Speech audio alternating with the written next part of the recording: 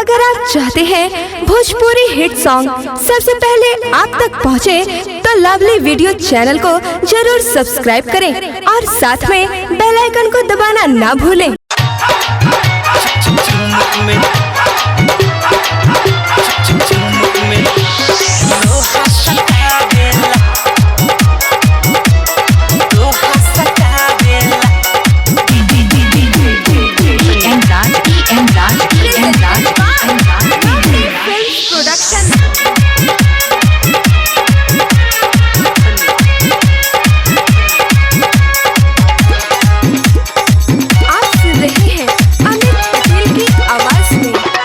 गाना करा के सखी डोली में उठा के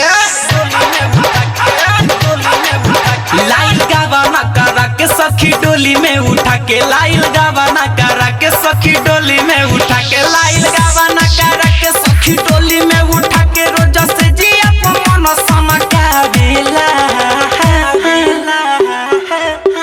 बाबा कलोल बलमुआ बाबा कलोल बलमुआ खाली चुमुक में लोहा सटावेला बकलू होला बलमुआ खाली चुमुक में लोहा सटावेला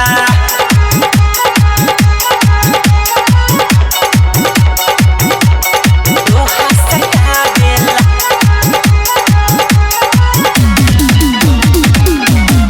Presented by Lovely Films Production।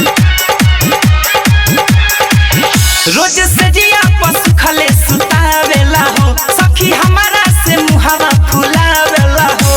ए सखी मौका कहीं हो आग लागेला हमरो जवानी में हो जब सुतेला पिया गोड़ा पानी में हो कभी के तनानी हो रा कबो धरे नहीं गोरा सखी हमारा के जियते मुआवेला बाबा कलोल बलमुआ बाबा कलोल बलमुआ खाली चुमुक में लोहा सटावेला बकलोल बलमुआ खाली चुमुक में लोहा सटावेला लोहा सटावेला लोहा सटावेला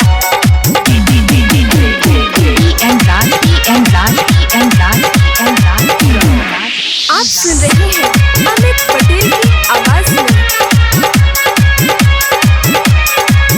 पता लागल बा मरद न मौग हवे अधा बेसरा भतार बन बौग हवे ए सब अब का कहीं हो सखी लहंगा के पानी ना झरता रे मोरा भीतरे जवानी हहरता रे झूठे बाटे उ जवाना नहीं करेला ने मन काथी कहीं हम के तन सतावेला बाबा कलोल बलमुआ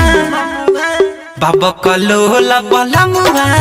खाली चुमुक में लोहा सटावेला बकलोल बलमुआ खाली चुमुक में लोहा सटावेला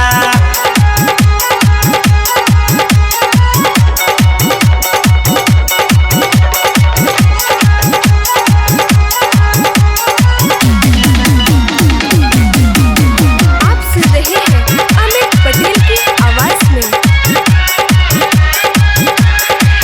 पिया भूटन भंडारी सोहाले ना हो कबो चोली में हाथ मोरा डाले ना हो उई माँ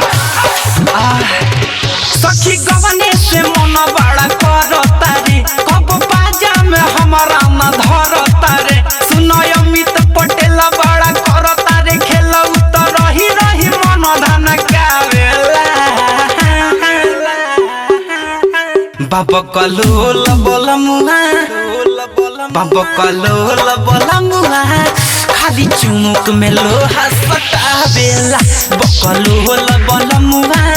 खाली चुमुक में लोहा सटा